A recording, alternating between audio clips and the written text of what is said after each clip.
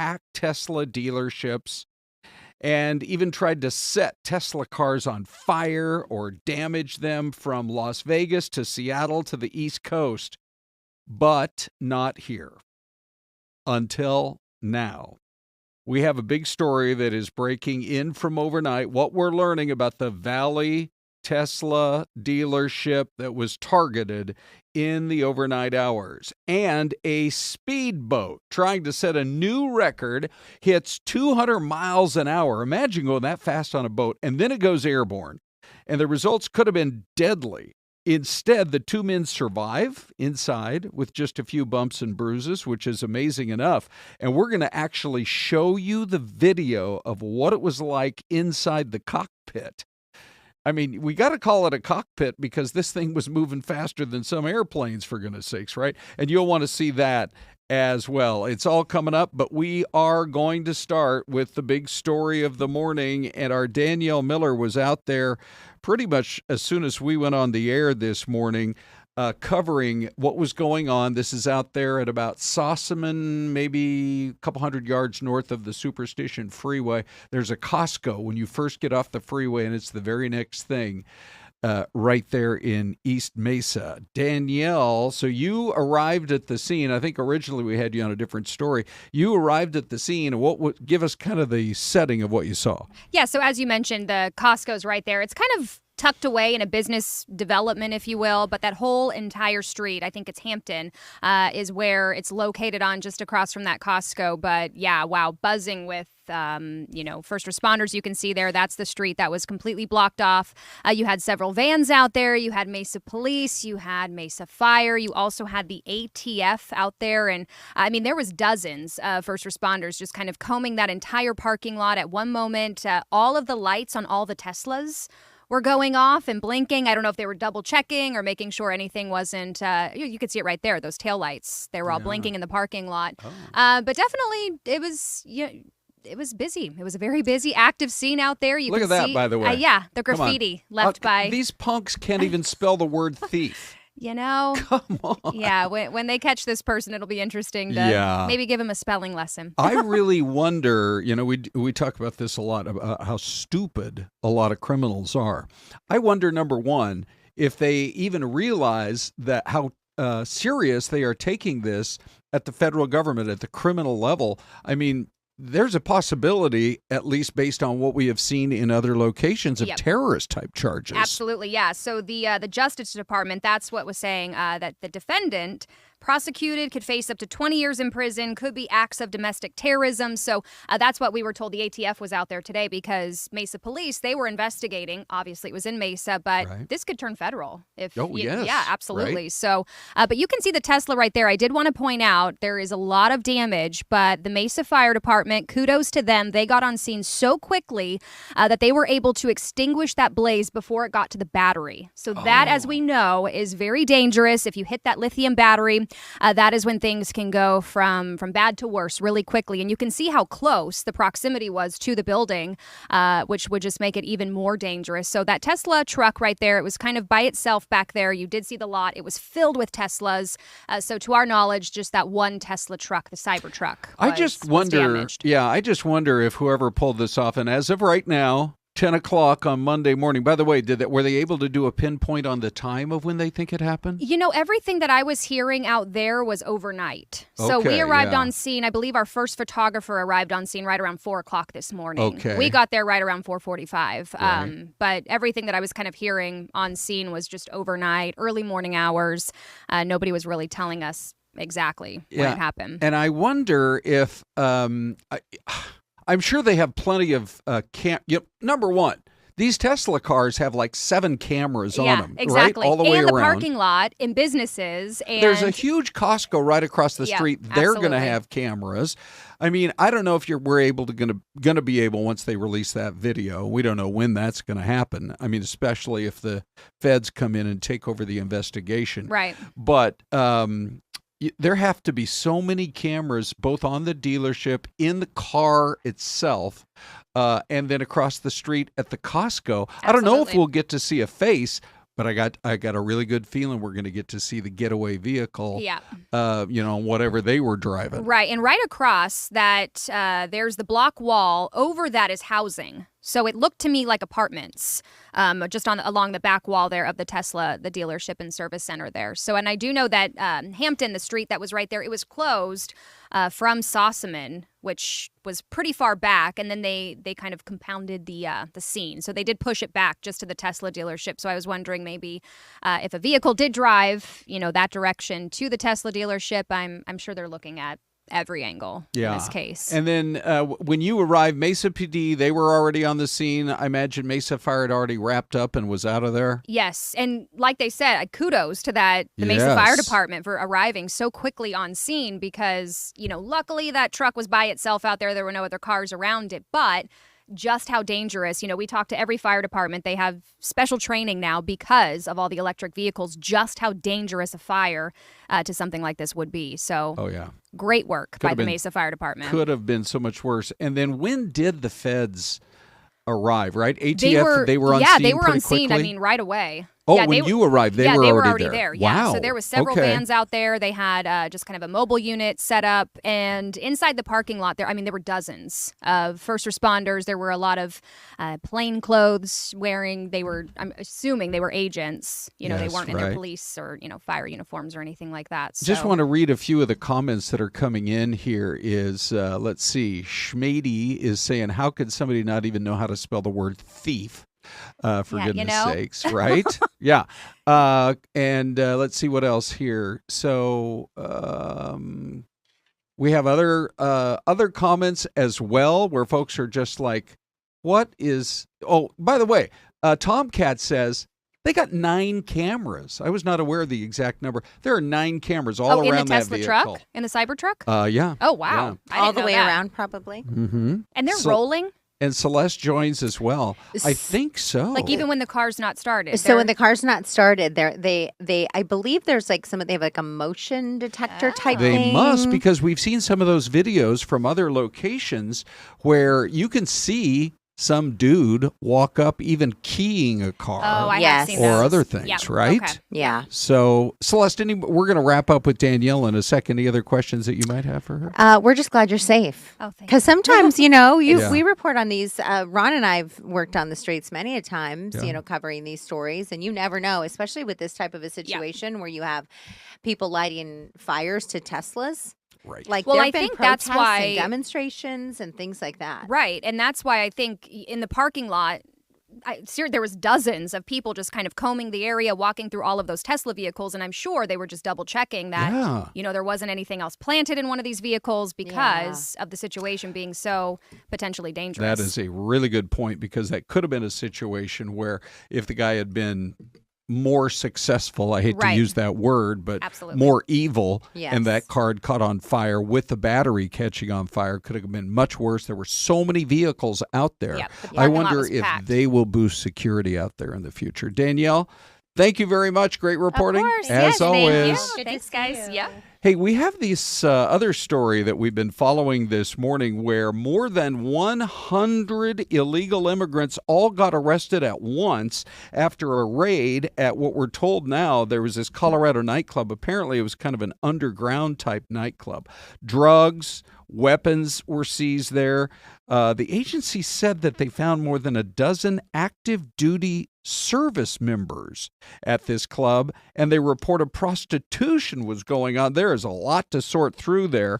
Even the Attorney General has spoken out saying that I'm not quite sure how they were tipped off, but they felt like there were some violent Venezuelan gang members who frequented all of that. Now, the reason we're talking about this is early this morning, Caroline Levitt went up to the microphone. Usually these briefings come at about 11 o'clock in the morning, our time. It was very early this morning, and here is what she said. One of President Trump's central campaign promises was to secure the border and end this invasion. In just under 100 days, 99 now to be exact, the president has overwhelmingly delivered on that promise. America's borders are now secure because of President Trump. Okay, and the word she had is that he has 2 more executive orders that are going to be happening today regarding the border. So it then leads to us talking just a little bit about his poll numbers, which are really not very good. He's just ahead. He's above water on border security. That has been one that he has managed to really fulfill, I think, the bulk of his campaign promises. But everything else, from deportations to the economy, look at that. 56% are not approving of his handling of the economy, and 58% are not approving of what's going on with these tariffs. And so let's jump right into the poll question, Syleste. Ready? Yes, Ron. Here we go. Let's see. For goodness sakes. Look at this. Sometimes. Wow. So we launched that poll question about 25 minutes ago. We had a little over 100 votes. Now we're over 350. And here's the way it looks. 49%. Why are his poll numbers dropping? 49% are saying people are getting tired of the chaos he creates. And then 38% are saying, well, what do you expect with all these lawsuits? Every time he tries to do something, he keeps being blocked. And the current system is all you have to do is find one judge out of, I believe it's 600 to 700 federal judges. All you got to do is find one who might be sympathetic to your cause, or, whoever the group is that wants to sue. And so 38% are saying it feels like a lot of his agenda is getting blocked. And then your other options here, he's fixing the border, but not doing enough on inflation. And 8% say the economy was okay till the tariffs, but he needs to dial those back. Thoughts, Syleste? Well, we do have some people chiming in here. Angela Brockelman in our chat says, I like what he says. Sometimes you have to take medicine when you're sick. Right now, he's doing everything he can do to make our country healthy. Okay. That's Angela. That's one of them, Angela. Mm-hmm. And then folks are chiming in a little bit, Ron, when it comes to that video of the Lake Havasu boat. Oh, what are they saying? The speedboat. Yeah. Yes, Lake Havasu, where the boat was flying. People are chiming in about that. There were some folks from here in the valley who actually were up there in Lake Havasu. Oh. And we have some Lake Havasu viewers on YouTube. So if you're in there in the chat, let us know if maybe you were out there on the water and you witnessed it happen. And coming up right after the break, we're going to show you that video from inside the cockpit. It all happened so fast. Thank goodness these guys had restraints, that's for sure. Hey, by the way, our mystery cam this morning is, those are some serious roller coasters. Give us your guess of where you think that is, and we'll be back in 2 minutes.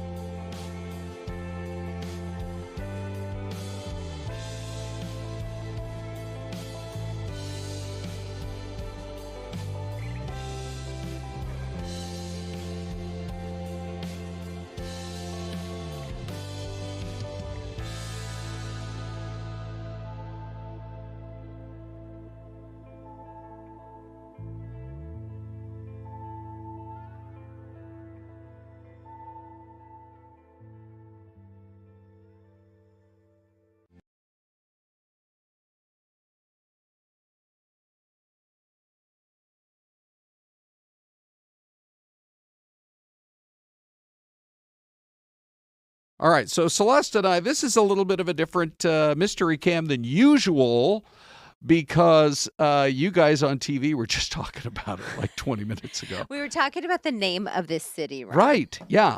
So it's Athol like Ethel. I used to live in Spokane. Yes. And it is, let's see, it's called Silverwood.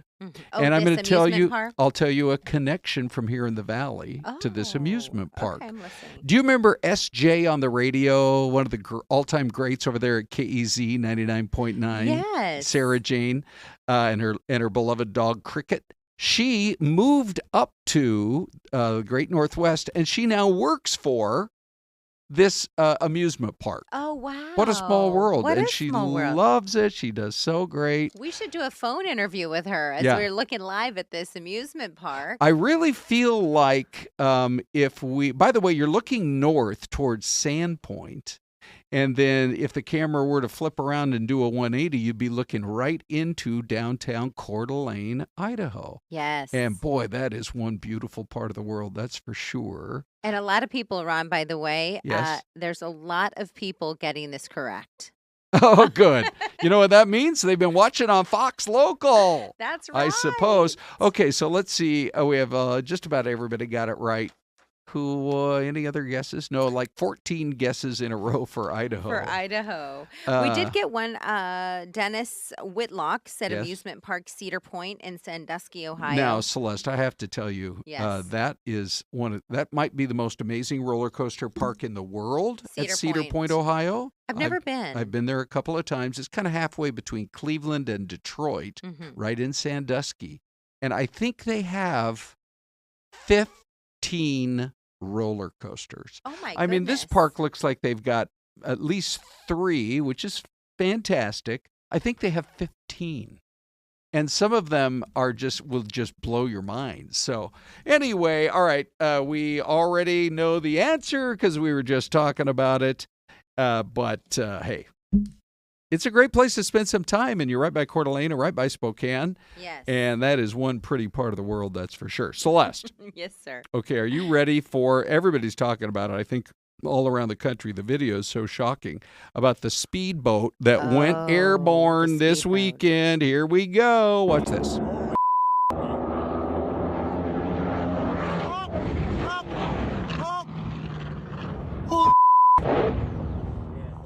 That is crazy. We had Ron. to keep the bleep button handy. Oh, I just cannot believe how high up in the sky this thing went.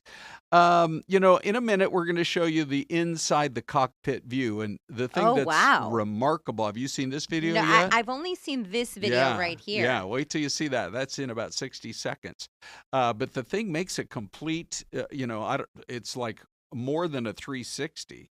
I mean, if you look at it, let's count it right here, Syleste, right? So that's 1, sort of 2, and then 3 right in there. Oh, wow. And it almost makes a perfect entry. Almost. Like those divers, you know? And apparently the 2 gentlemen that were in there were trying to break, was it a world record? I think a record for this particular event out there in the LHC at Lake Havasu. Look at all the boaters that come out. I mean, it is a really popular way to spend the weekend. Apparently they're okay. They banked up a little bit. A few bumps and bruises. Yeah, that's it. Yeah, and Patricia is saying, holy macaroni. Holy macaroni. Oh my goodness. I like how crazy. The guy who's like rolling that camera, glad he shared it with us, right? I mean, literally talk about somebody being speechless. Yeah. Yeah. Yeah. I mean, I think anybody would be speechless. How crazy is that video? So, you ready to go inside the boat? Let's go inside the boat. All right, let me see. That's going to be VO3. We're going in the boat. Here we go. Watch this now. Okay. And look at the miles per hour. Look at them here. Ready? It looks like they're in a helicopter almost. And look at that. They hit it. What was it? Could you tell, Dave? Was that 210? Wow. By the way, here's the mangled boat. And that's why we're so happy to report to you that these guys came out of it with just a few little bumps and bruises. They're really strapped in there. And and they're fully helmeted, and all of that really looks like it made the difference. And wow, that is scary though. And the fact, I mean, I'm thinking about like their mothers. Yes. And their wives. You always have the mom's perspective, Syleste. Bring it. Ron. Oh my goodness. Right? I'd be praying right before. Thinking how yes. You know? I know. Yes. I know. Well, anyway. Like Darche White says, OMG, my heart beating just watching this. Yes. There's a lot. There's some people from Arizona, the Valley, who are up there in that part of Arizona to watch the event. And Jared says, those are known sometimes to disintegrate at that speed when you're 200 miles an hour plus. Yeah. So, you think about it, and I don't know. The only time I've been in anything that goes 200 miles an hour plus would be a big old airplane. Yeah, Frankie D said, let's see inside the boat. Yikes, glad they're okay. Yes, right. Okay, so, and Sherry, now that we all know that everybody came out of it okay, Sherry's like, this reminds me of Mr. Toad's Wild Ride. Oh. So, hey, you know what? You make a good point, Sherry. Syleste. Let me just ask you, if I don't know if you're in the market for a new vehicle. Well, kind of putting you on the spot. Ron, if a dealer is watching today and they wanted to reach out to you, Syleste, with a few vehicles for sale, how would they do that? Slide into my DMs at Syleste Fox 10. But I am actually. But you know what, Ron? Yes? I don't want a car payment. Yeah, I know. I'm like I roll around town with my kids in tow. That's how you roll. I roll around. Did you happen to read the story this weekend that there's a company called, I believe it's called Slate, that is rolling out a electric vehicle truck that looks like a Ford Ranger. Okay.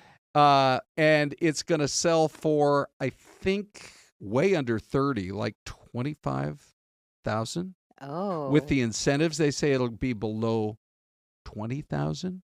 Where can you find a new vehicle anymore for like 18 or 19,000? Not very many places. Yeah. Not even on like CarMax or anything like that. Well, it's hard to find a good car, right? For like that's dependable, new, that you can get for a good price.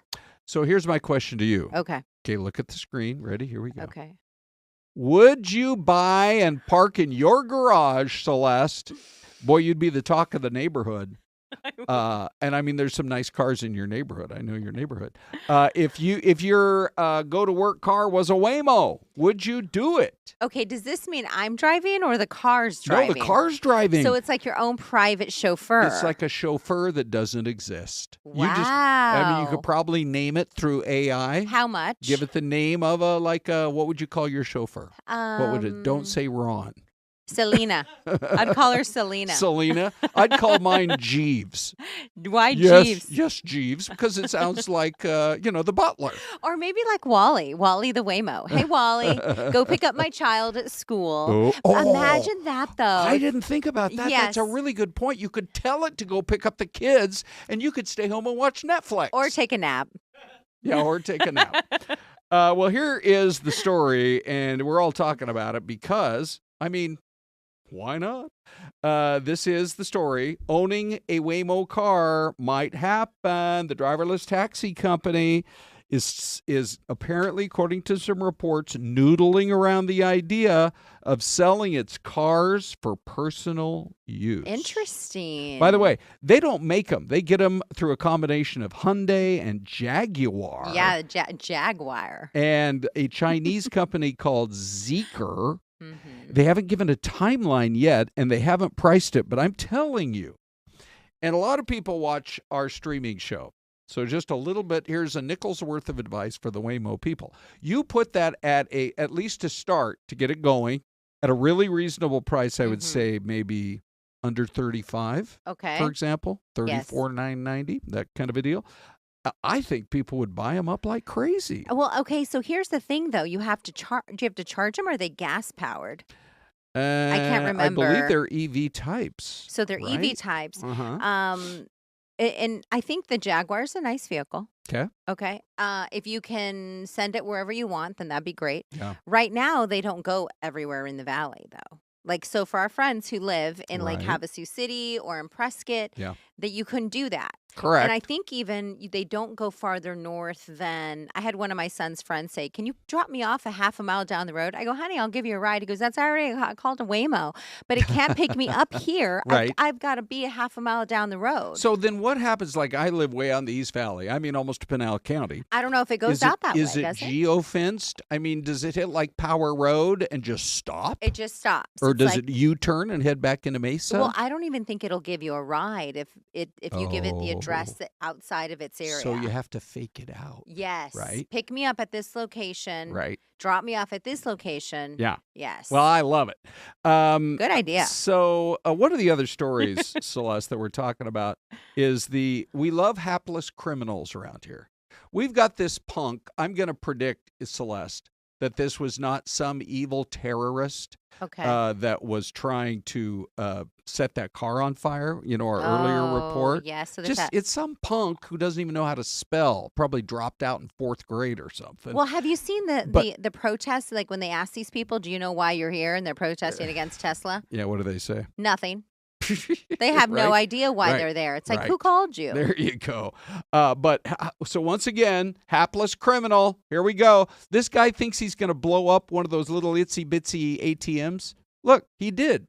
He actually set off a little explosive, which, sorry, buddy, that's going to bring it. When you get going with explosives, you got ATF involved. There are going to be federal charges. You could be behind bars for 20 years. Long time. And yet the guy, he set off that explosive device, and he still couldn't crack the case. He was not able to get in. He walked away with no money. And now as soon as they catch him, he could be looking at the next, 5, 10 years behind bars, Why not maybe just more. Get a job. Correct. Or go drive for DoorDash. Right. I thought about that. Maybe in your personal Waymo. What if I dropped a burger off at your house, Ron? Syleste, I love the sound of that. DoorDash. Okay, so let me just tell you what's coming up here in the next couple of minutes here on FTT. That's shorthand for Fox 10 Talks. That's what they call it in the newsroom. We have a lot to get to this morning. There was a power outage affecting millions of people early this morning. It's still going on overseas in Europe. We're going to tell you what's going on with that. And then we're going to hear from Doug Luzader with all the talk about, are we getting closer or further away? President Trump starting to say, I don't even know if Russia is serious about wanting peace in the first place. But we'll take a break first. See you a bit.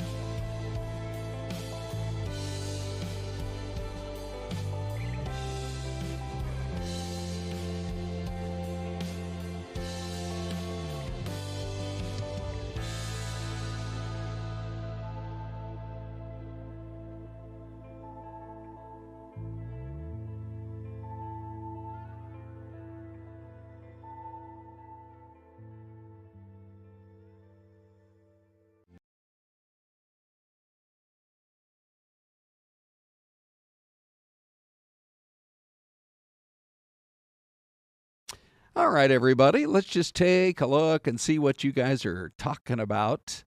Where Frankie D is saying, as soon as Syleste gets into the burger or the burger delivery business with her Waymo car, he would like a burger, so he's on board. Let's see. What else is going on here? So we've got low philosophy. The problem is the other address is basically right behind us, and our address shows up in the alley, so the delivery drivers get confused. I could totally understand that happening. And then Jen's Wall, we appreciate all you guys. So what's the neighbor guy been eating? Inquiring minds want to know. It's beyond a safe space. We just do not put up with any trollers at all. If they try to jump in and get all negative, you know what? You guys shut them down, because truly, sometimes I look, online, and I just can't believe the comments that people can get away with. I don't know where all that hate comes from, but not around here.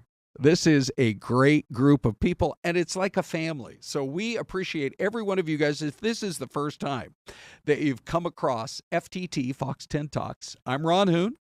That was Syleste. She'll be back in a few minutes after she runs to a meeting. And if you scrub back to the very beginning of our hour, that was Danielle Miller, one of our #1 reporters. She is phenomenal, and she was on that story all morning long of the Tesla that got burned up. We unfortunately, I'm telling you, for the last several weeks, I've just been proud of the fact that we don't have any, punks or terrorists, if you want to call them that would ever think about doing something like that. And then this morning it happened. So we'll be happy to announce when the arrest is made and a conviction as well. All right, let's get back to some of our big stories this morning. If you haven't heard, if you have anybody on a vacay right now in Europe, man, don't be shocked if you can't get a hold of them. There has been one of the largest power outages in multiple countries in many, many years.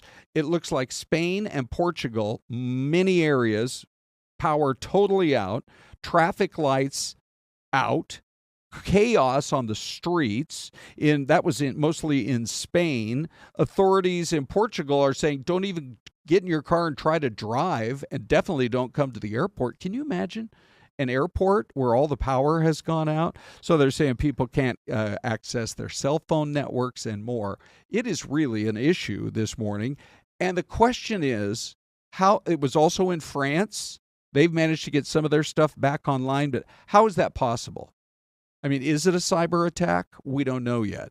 But to have France, Spain, Portugal, all almost for a while they're in lockdown, we got to come up with some answers about that. You hate to think what might have been behind it, that's for sure.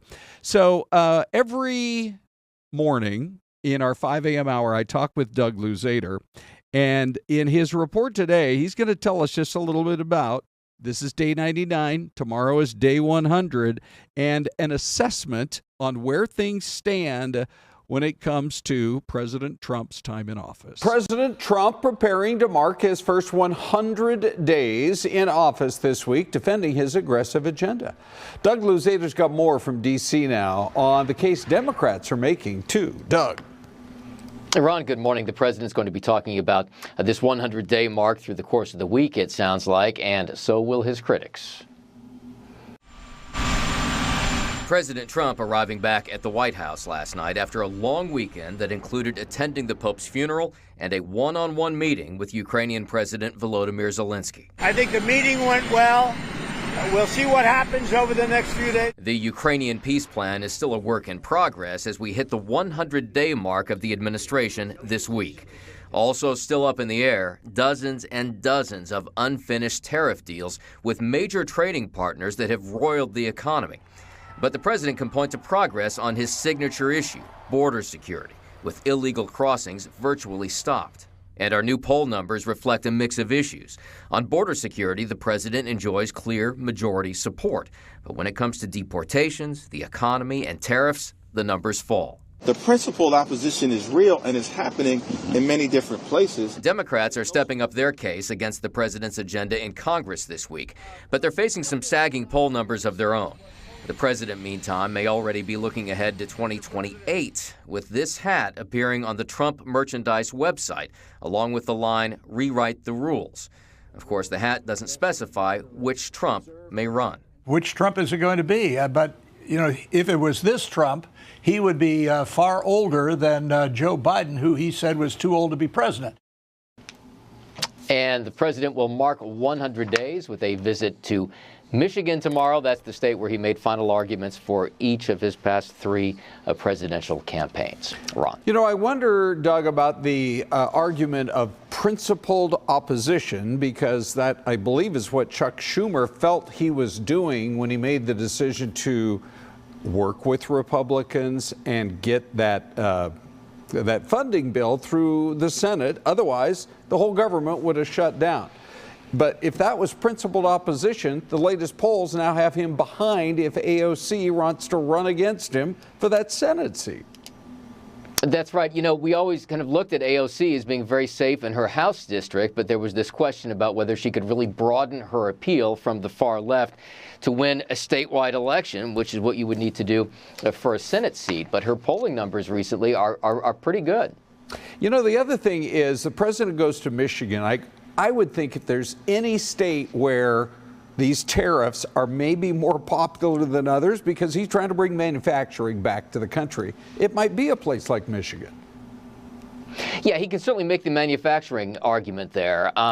Now, you know, he's also going to have to convince people that they need to be patient and wait this out, because this is part of the Trump strategy, is some short-term pain for what the president thinks will be some long-term benefits. But in the meantime, it may get pretty tough. All right, Doug, excellent report. Thank you. See you tomorrow. Oh, all right, here we go. And we're going to look at where things stand. Wow, we're now over 500 votes. So people really have some pretty strong opinions about this. And so what do you think? Why are his numbers dropping? 52% say people are just getting tired of the chaos that he creates. Another 34% say, what do you expect with all these lawsuits? If, you know, if it feels like he's getting blocked almost every step of the way, that is the way it's at least starting to feel for a little more than a third of you. The other options in our poll, he is fixing the border, but he's not doing enough on inflation. There are plenty of people, by the way, who feel like solving inflation was maybe the number one reason. If you go back and look at the polls, solving inflation, fixing the border, those appear to be two of the kind of the top reasons that people were voting for him. And, you know, we're still dealing with a lot of these high prices. Also, the tariffs are getting some talk, but maybe not as much as you would think. The economy was okay till the tariffs. He needs to dial those back. I guess the other option would be to start announcing some deals. Supposedly they're in negotiations with a number of countries. So we'll keep track of that. That's for sure.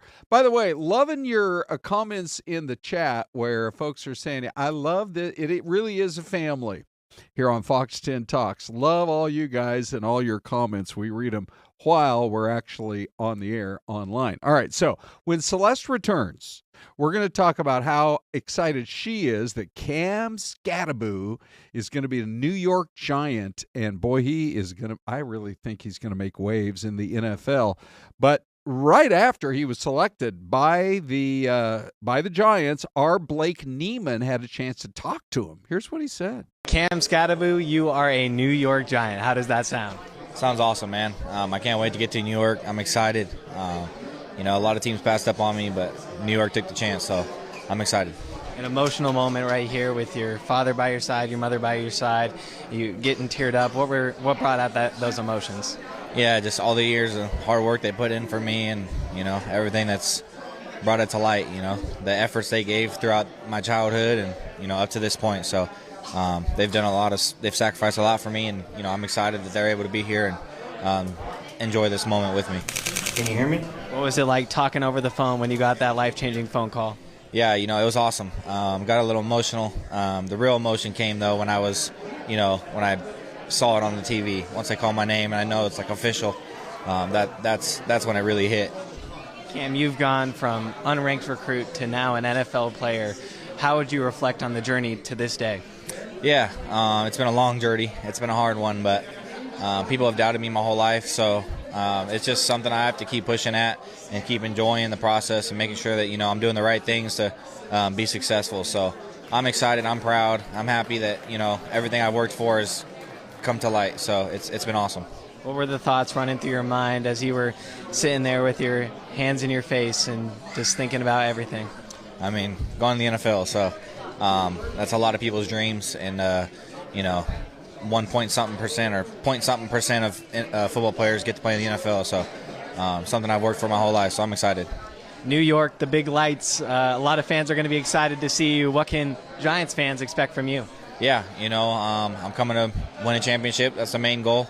I'm going to do whatever I can to help the team out and, push forward and continue to make the program better and, make those coaches some more money and, make them feel that they're, getting the right player, the person they picked. So now, I know you're originally from Sacramento. Have you been to New York before?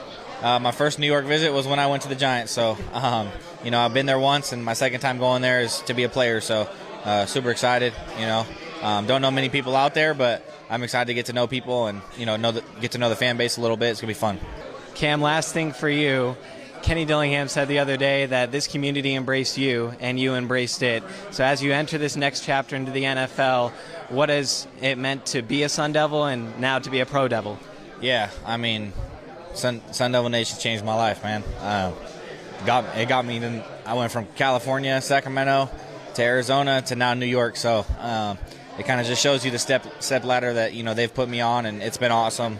It's changed my life. I'm a different human being because I came to Arizona State. Cam, congratulations. Thank you. I appreciate it. Okay, and that was so great. I'm just trying to pop my camera up right now. Every once in a while I have a little. Let me give it one more try, Glenn. Trying to pull up Cam 1 there. Okay, so it's interesting because Blake, he's amazing. I mean, he has done a lot of work for Sun Devil Source. He's still at ASU. He graduates in May, and we're feeling pretty lucky to have him on our team, that's for sure. Now, like I mentioned, right after the break, we're going to get into it with Syleste. What were the big talkers coming out of the draft this year? I mean, everybody's got an opinion about all the craziness that was going on, that's for sure. So that'll be right after the break, plus some other stories. And what a party this weekend in Mesa as we get closer to a cure for type 1 diabetes. It's all coming right up.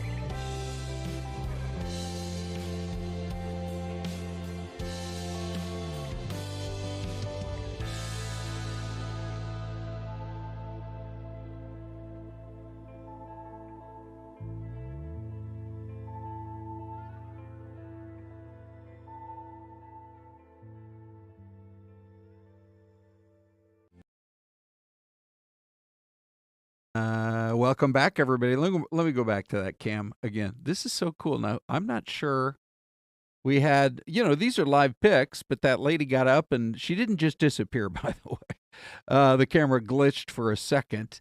But I just wonder if this is out there by the Tulip Festival.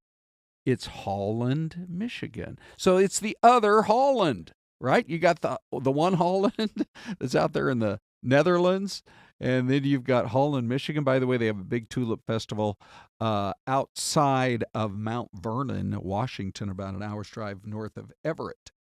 And that's always a spectacular time, too. So let's just see here. Who else is chatting with us this morning?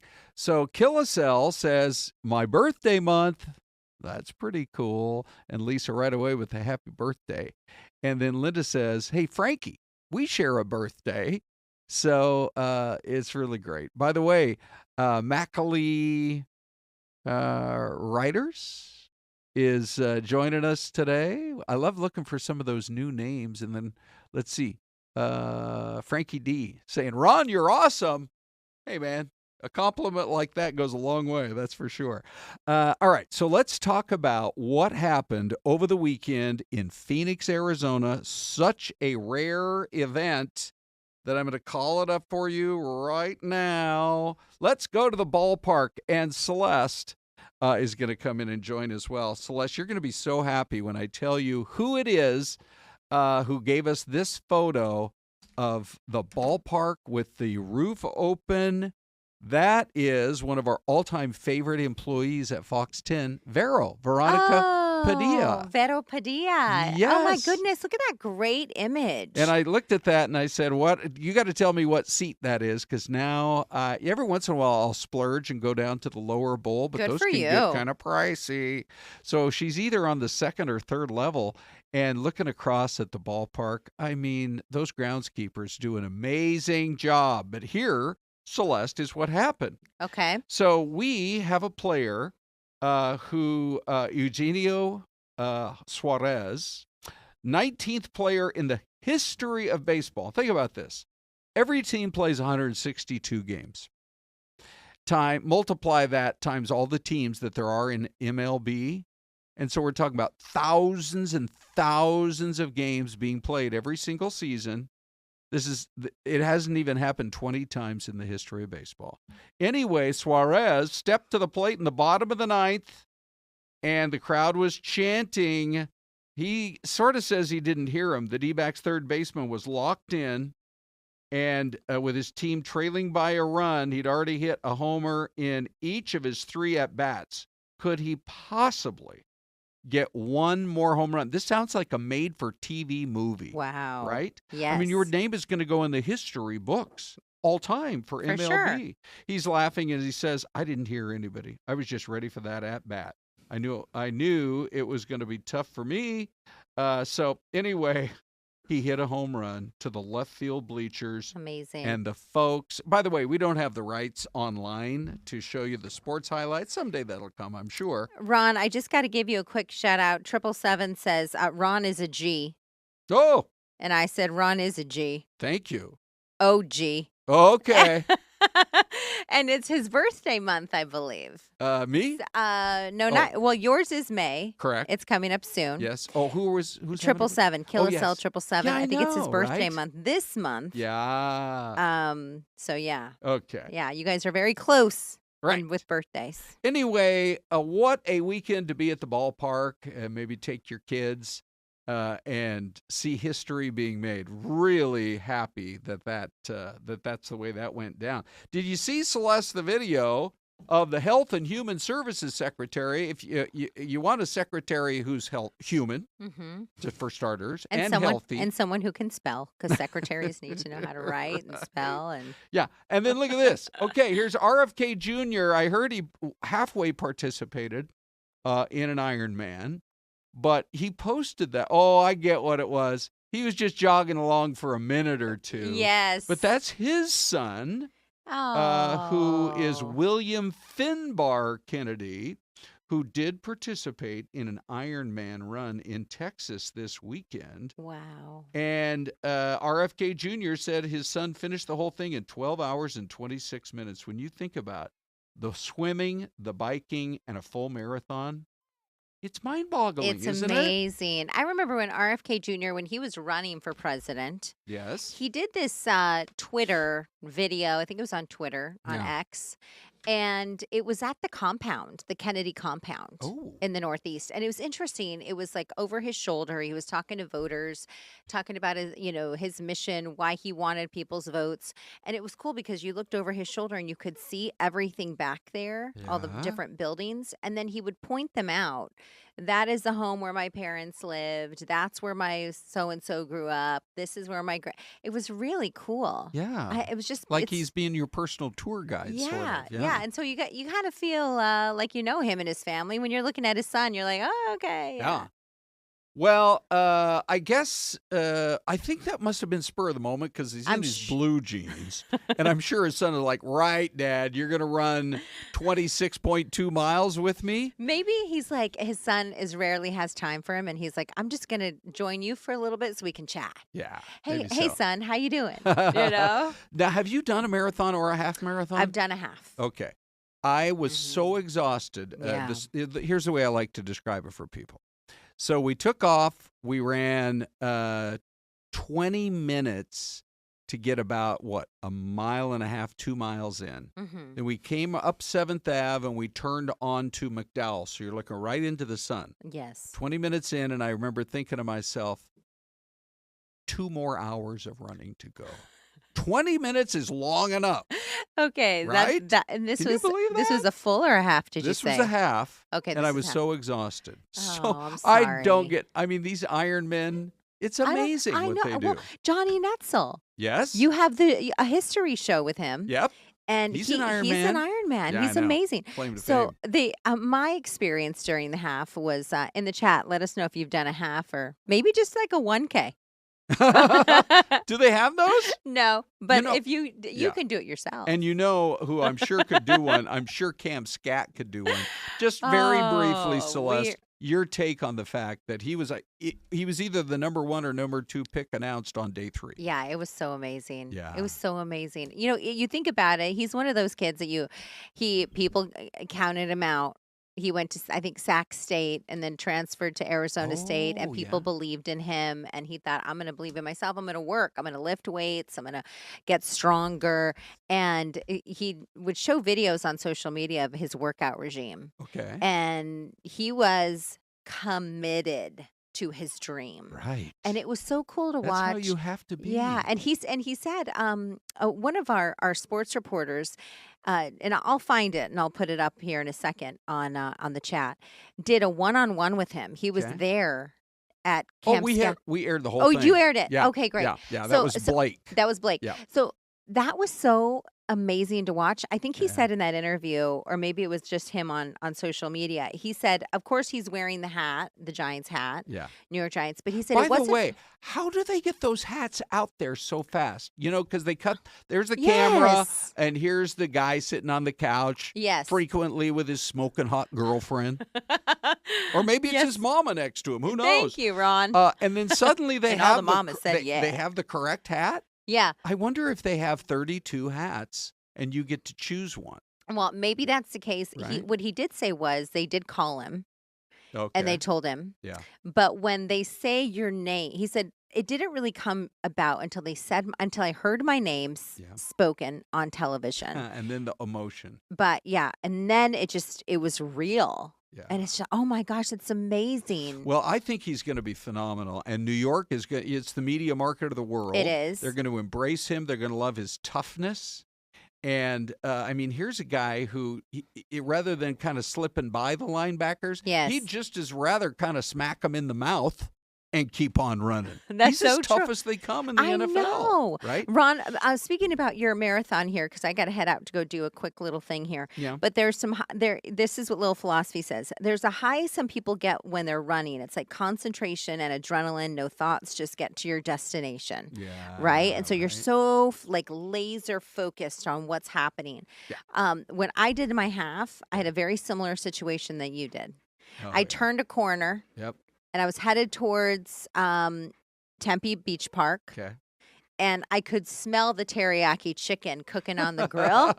And then it said, oops, sorry, that's only the 6th mile. Turn to the right. And I was like, are you kidding I me? know. It's mind-boggling. I have more to go. Yeah, I want to do it again sometime, that's for sure. I'll tell you one thing I want to do again, Syleste. What's that, Ron? You, me, the big stage in Mesa. I loved it. What a great time. This is what used to be called the JDRF Walk, and now it's called the T1D Breakthrough. So trying to find some breakthroughs to once and for all win this fight against type 1 diabetes. And, of course, all the progress that they're making is certainly going to help folks with type 2 as well. Syleste, look at those doggies. They So were, I mean, cute. some people came out with their kids. Some of them came out with their dogs. There's the young man who said, Hooner, will you sign my baseball? So cute. I'm like, okay. One last comment, Ron, before I have to head out. But Yeah.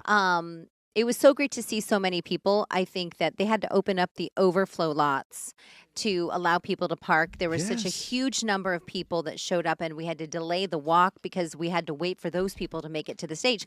Thank you. Thank you Yes. for coming out, Ron. Right. And we loved seeing everyone. And the bottom line to it all is, oh, look, there's a pretty good shot from, I mean, we had thousands out there.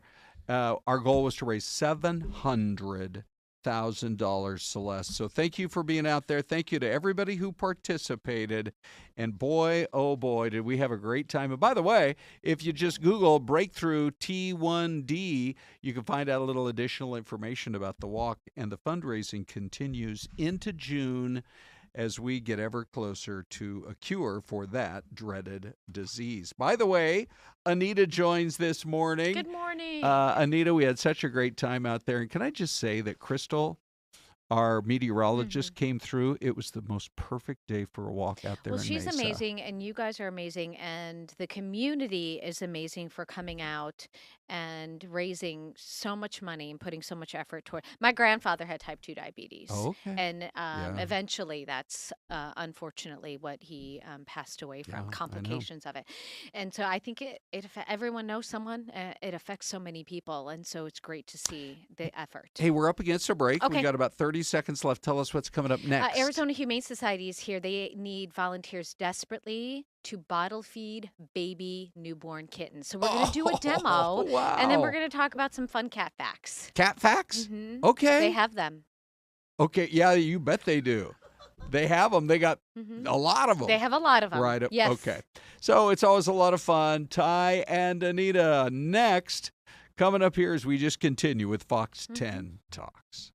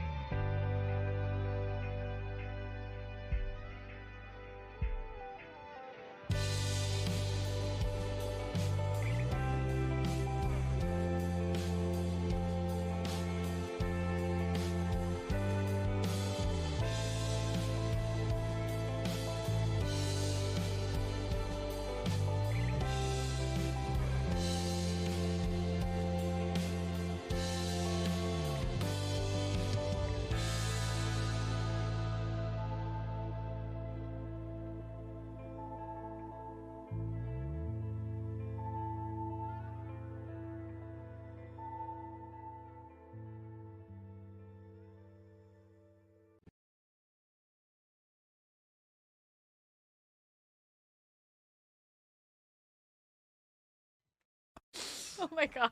All right. Happy Monday. It is things that we 11 do. o'clock. Time for Fox 10 Talks. I'm distracted by all of the cuteness we have here. Anita, who do you have? Oh, Sunny or Cher? That one. Let me check this one really quick. So you have Cher. I You have thought so. Cher. She is singing away. She Oh is my singing away. gosh. So we have our friends here from the Arizona Humane Society. You guys, thank you so much for coming in. Introduce yourselves. I'm Nikki. I'm the shelter medical manager at the Arizona Humane Society, and I oversee the bottle baby ICU ward. Oh. And then I'm Carrie. I'm the foster manager. Oh So my we are God. here to seek foster homes for all of these little ones. Yeah, I was chatting with Kelsey, one of your lovely PR ladies, and she's like, we desperately need people, volunteers, number one, to feed these babies, and then number two, to volunteer and foster them. So you are actually going to do a demo for us. I am. So I have Sunny here, and what you want to do. So when they first come into our shelter, You're good. when they first come into our shelter, they get a DVM exam. So they get looked at by a veterinarian.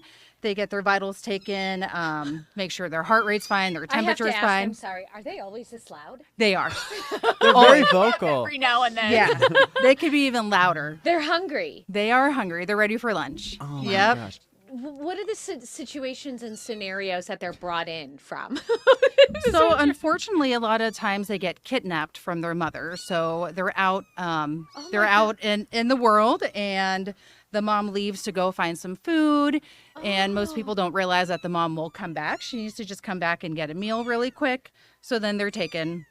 And then they're brought to us. So maybe what someone thinks they're being a good Samaritan, they're trying to rescue these kittens, is not always the case. Yeah. So number one rule of thumb is, how do you know when to collect these kittens? So we would recommend that someone in the community would keep an eye on them for about 8 hours to see if mom will be coming back after she finds her own food. At that point, if she's not back within that 8-hour time frame, then you can reach out to us for assistance. Okay. Now, this might be a dumb question. Now, do you have like mama cats that are there that could potentially feed these kittens, or is that a dumb question? It is not a dumb question. We actually get that question very often, but we don't combine litters because we want to make sure for disease prevention that we don't share anything that, around. So you'll to be the different- mama cat. That's right. You would be the And we're mama going to cat. teach you today I how to love be the this. mama cat. Now let's talk about this. There is some training that goes into this. So if folks are watching at home and they're like, this is something that maybe I could do, but there is a little bit of training. You don't just jump right into this. Absolutely. So when you sign up to be a foster hero, azhumane.org/foster, you'll go through an orientation, and we have a video that teaches how to bottle feed kittens. So we will also provide anyone interested with all of the guidance and the supplies they need to be successful. Do you do this at home, or do you actually come into your nursery? We've both been in your nursery. It's incredible. So some of it's done at home with our foster heroes, and then most of it is done in the shelter. We have a 24/7 bottle baby ICU. You're watching these little babies around the clock to try to make sure they survive. Now, are those volunteers that come into the center as well? Yes, we do have volunteer support that come in to help do dishes, to help feed. Right now, we have over 100 neonates today, and there's more that just flood through the doors every single day, which Because is why this is kitten season, isn't it? It's the very beginning of kitten What season. what does neonate mean? Well, this infant. Cher is very strong. She is ready to I don't get know out. how much pounce. she weighs, but she is very, very strong. I'm trying to be as gentle as I can with her. Okay. So neonate is infant, and these are orphaned infants. Okay. So, Oh my gosh. with 100 kittens, in the unit even today, that's why we need to move them into foster homes as quickly as possible so that we can continue to take in the kittens that need our help. Yeah, because you guys are just kind of always Yeah. working around the clock, as you mentioned. Yes, and so kitten season actually has 3 waves in Arizona. So this is the first wave. We'll see the second wave around June, July, and the last wave between August and September. We're getting some comments from our viewers, and Lil Philosophy says the kid will cry like that if they want milk. So that's how you know. Whoa. So it seems that they want milk all the time. Yes. Yeah. Well, I mean, they do have sleeping times, but right now it is They are due to be fed, so they're ready. Once they're full and kept warm, they'll go right back to sleep. And then Louis Gonzalez says his youngest Chihuahua is actually barking at the speakers because they can hear the kittens. Oh my gosh, I love that, Louis. So what do you guys do kind of in anticipation of kitten season? Because you guys really kind of have to be cognizant and mindful that you're about to get slammed with a lot of kittens. Absolutely. Yeah, so we have 24 technicians in the Bottle Baby ICU throughout the week to care for these kittens. We have amazing volunteers that come in and dedicate their time to come and care for these kittens. And then we also send them out to our foster home so we can open up kennels and make room for new kittens. I love I am absolutely amazed at how much energy these little babies have. And I mean, they just keep going. Yeah, they don't stop, and they don't stop don't ever. stop. Ever. Crazy. Ever. They're like babies, right? They're always... Even after their nap, ever. Okay. Nope.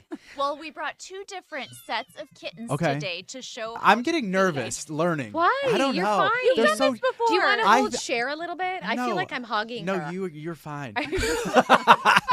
I'm not nervous. They're just so tiny. They're forget very how tiny.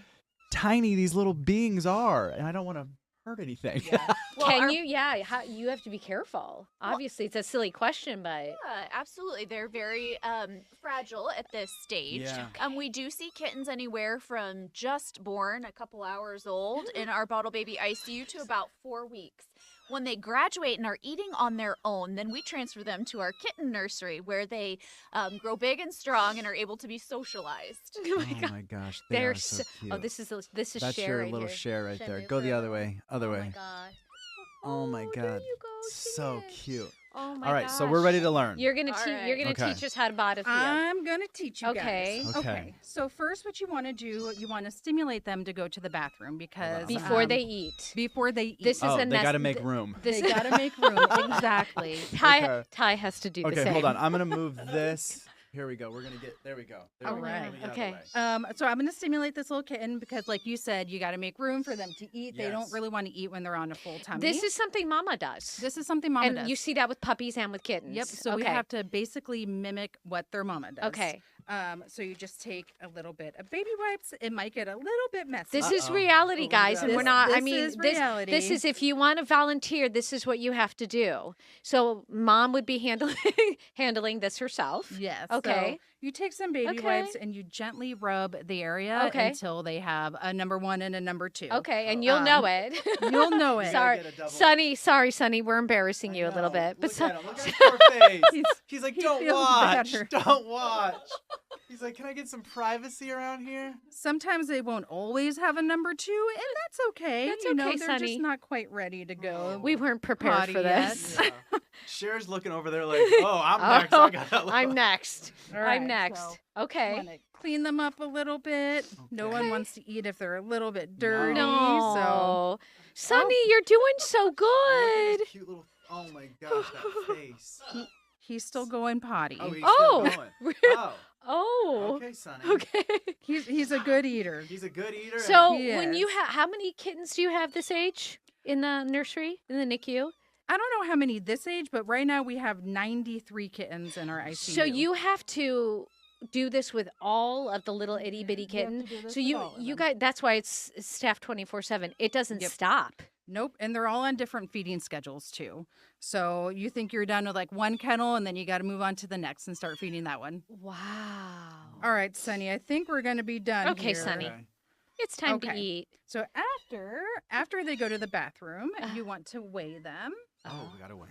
Wow. Okay. I know, buddy. Oh my gosh. He's I so had no cute. idea that this was such a process. I thought that you would just Oh, grab it. look at him in his Oh, little... how much does he weigh? He is 310 grams. Oh, So wow. why do you have to measure? Is this to make sure that we're getting enough food into him? Absolutely, to make sure that they're getting enough nutrients, and so you know exactly how much to feed them for the next feeding. Gotcha. Now, do you keep track of all of this too? So if you were, oh, right there, look at this. So this is your sheet. So you know each individual, Oh my gosh. each kitten has their own. So since you're Chart. really going to feed Sonny today, you're going to write all this down. I have to you write have all to this write all down. this. Okay. Do you want me to hold Sonny? Or I you? think I lost my pen though. Oh, we can find one for you. We'll There we figure go. out one. Okay, There we'll we find you a go. pen. Oh.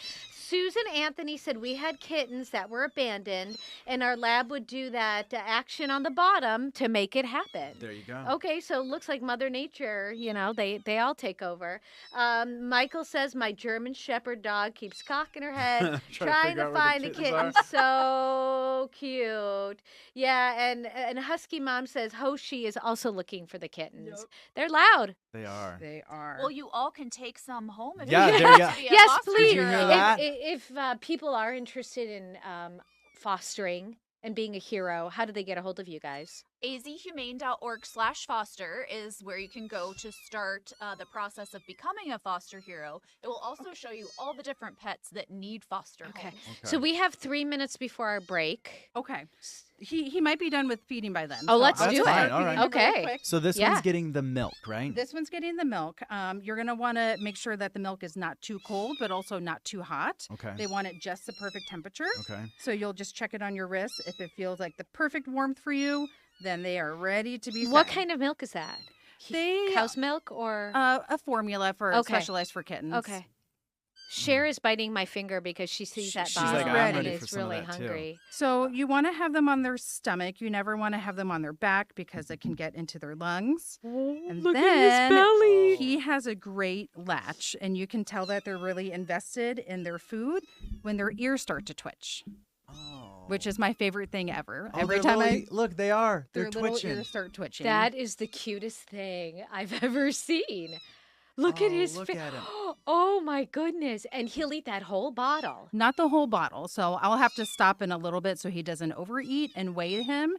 He should gain about like 17 grams after this feed. Wow. Wow. Now, this is another dumb question. Do you have to burp them like a human baby or anything like that? Sometimes you have to burp them. Yeah, sometimes they Wow. can get a little bit gas trapped. Oh. You just like gently like Do a tap little on their tap. back with like 2 fingers and burp them. Look at that little this position. guy is. A lot of people are commenting that their dogs at home are totally listening to this. completely listening. If you are a foster hero, how many of these little kittens can you foster at once? Because I could probably handle one. It's a lot. So we would recommend if we can send them out in pairs in the litter. It's good for socialization when they get to be a little bit older. And our bottle baby ICU also sees quite a few neonate puppies as well. So if you are a dog lover and are interested in doing this exact same process for a puppy, feel free to reach out. We've got about 30 seconds left. What is easier, a puppy or a kitten? Or it just depends? I think it's a mixed review. We Okay. probably about have half and half. Yeah. Oh my gosh. How often are you feeding them? So they are fed every 4 hours, but depending on their age, it can be anywhere from 2 to 6 hours. All right.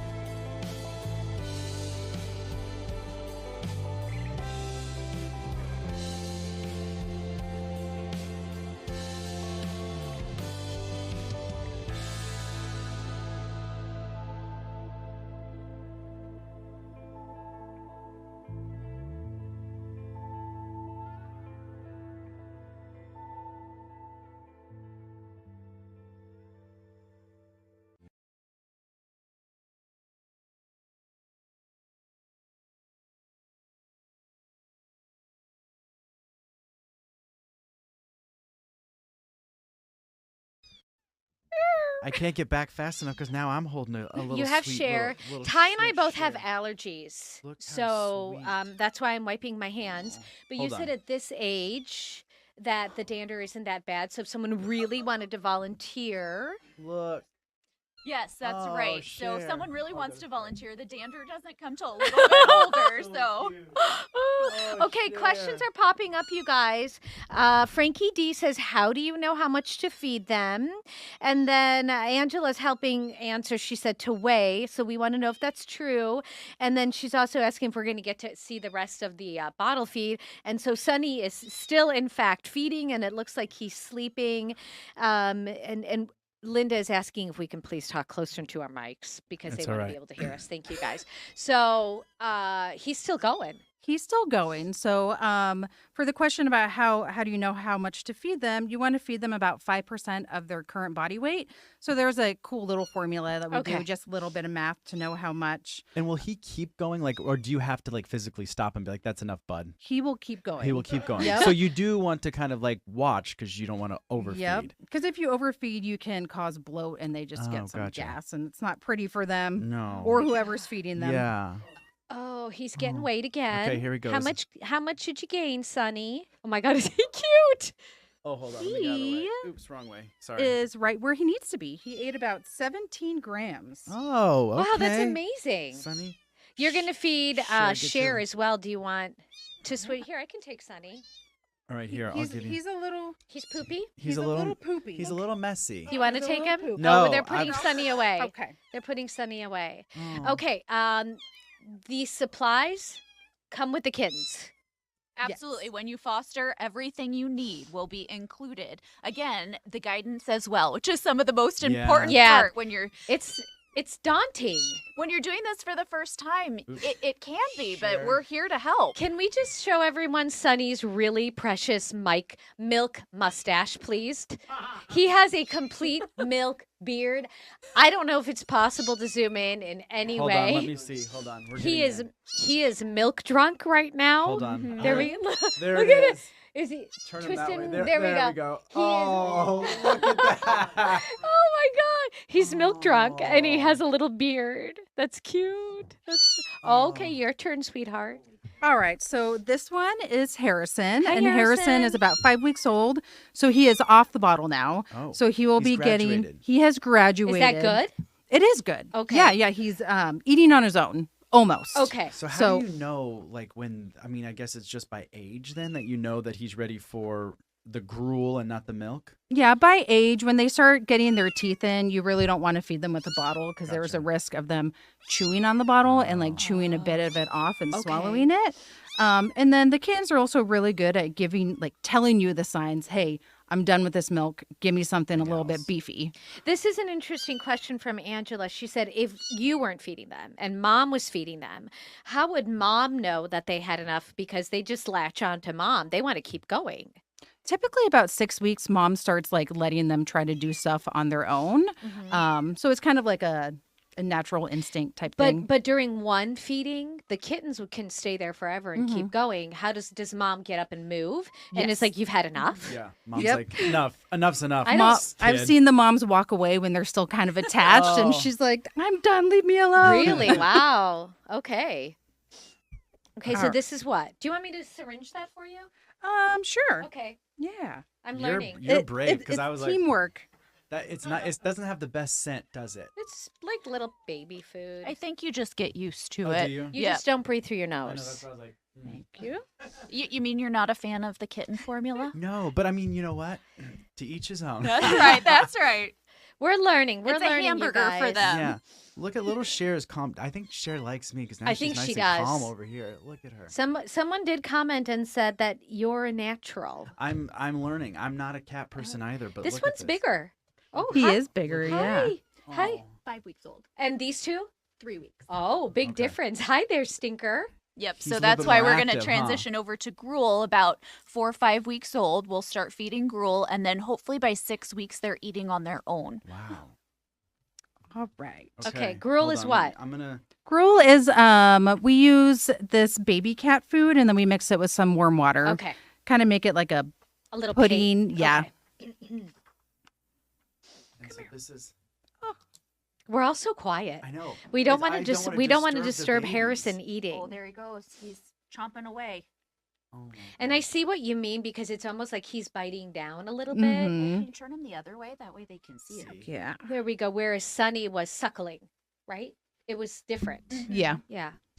He likes that left side of his face. Kelly's, there he goes. or someone just said Ty's gonna need his nasal spray. That is true. Yeah. We talked about allergies I know. I'm on itching already a Friday. little bit too, but Oh, they're so cute. Look at Cher. Did you lose Cher? No, she's backing that thing up. Come on, girl, get it back out here. Where are you? Oops, there you are. She wants her bottle. Oh, there she is. Okay. Oh my gosh, there you are. So will the bigger cats, like Harrison, be in the NICU with the smaller cats, or they're already moved out?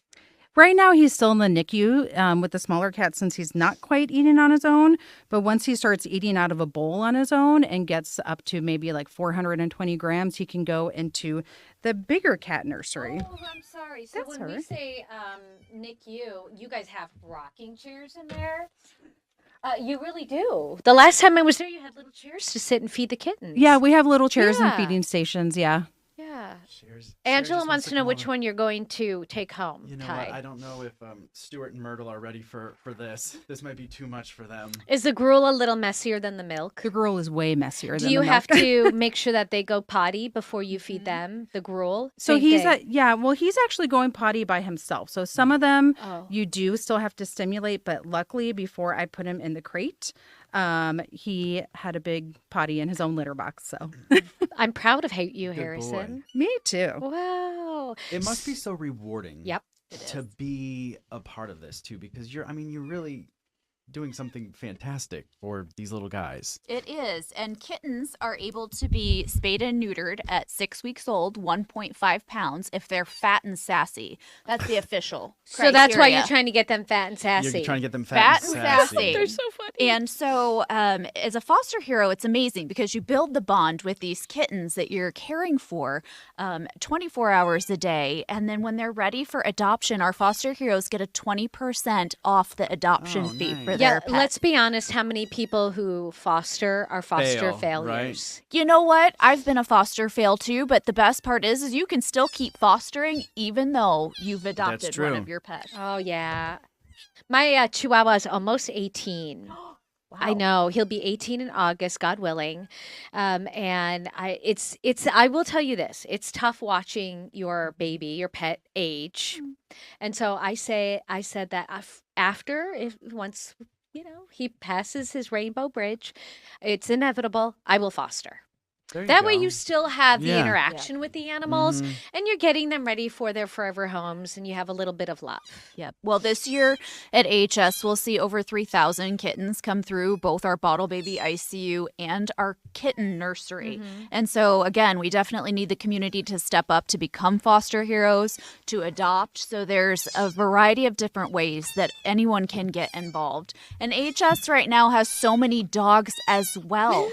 I know. I'm You already sorry. We're going to ate. talk You about ate dogs for a already. second. Well, and I said, think "No Wednesday way." is National Adopt a Shelter Pet Day. So tell us about the dogs, tell us about the cats and the process.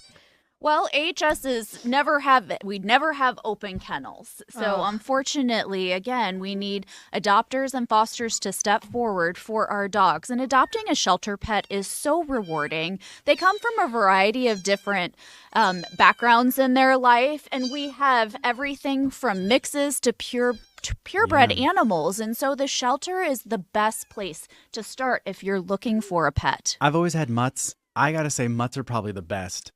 I agree. They're the sweetest, and sometimes they don't have like the health issues that some of these purebred breeds do, right? Absolutely. And our trauma hospital is amazing. We take a full look over all of our pets. We see so many sick, injured, and abused pets come through our door. That's really the Arizona Humane Society's mission in our community, is to take care of those sick, injured, and abused pets. And so, as you mentioned earlier, watching them through this process is so rewarding to see a pet get better and start to blossom and their personality come out. Yeah. He's the messiest eater I've ever seen in my entire life. He is so messy. Oh my gosh, look at him go. But he's happy. His little tummy's getting so full. Oh, it is. Look at that. Oh my God. Ty, both of Ty's dogs have been adopted from different situations, and I think that is so admirable. Thank you. Tell us about Myrtle and I'm all Stewie. about the adopt, don't shop. Yeah. We got Myrtle. She was a puppy mill rescue, and we got her when she was 8 or 9.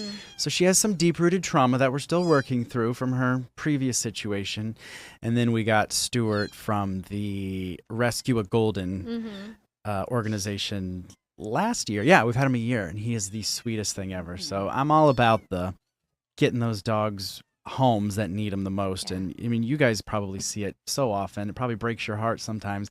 That's why I think that I could never do what you guys do, because I'd be like, I'll take another. We'll find the room. We'll find the money. Angela says it's very rewarding to adopt a shelter pet. People just need to be able to meet them where they are, because a lot of them come from bad backgrounds. Yes, yeah. Our dog had 6 different families. Oh. That is a tough one. Yeah. It is, but again, if you're willing to give them the patience that they need to get a good start in your home, and you know what? Not all pets that come through AHS are coming from a challenging situation. that's you know, true. we see Some are babies like right. this. So you really have the ability to socialize them and teach them great habits. So adopting a shelter pet really is the way to go. Let's talk about the process, because if you do have a pet already at home, are you able to do kind of like a little play date to make sure that your new pet is going to be compatible with your already existing pet? We do meet and greets for dogs. Okay. We don't want to do any sort of meet and greet between cat and dog, because it does take a much longer process to introduce the two. However, we have fantastic behavior resources on our website for people that are interested in bringing a new species of animal into their home. We have about a minute left. If someone is watching and wants to be a foster hero, maybe take some of these kittens in, can they have other animals in the house? They sure can. We would recommend a 10 to 14 day quarantine period between their personal pets and any shelter pets. But we are so excited to get the support of the community, both adopt and foster. Like you said, it's National Adopt a Shelter Pet Day this Wednesday, week. yeah. So please step forward and help out. There's not a time that has been greater than right now. Yeah. Well, you guys, thank you so much for coming in. This has been so much fun. This was a great experience. We really learned a lot. We did. And I wasn't expecting to do this and much. You know what? Thank you. Do you think I might be becoming a cat person now? I'm so proud of you. Cher I mean, likes you.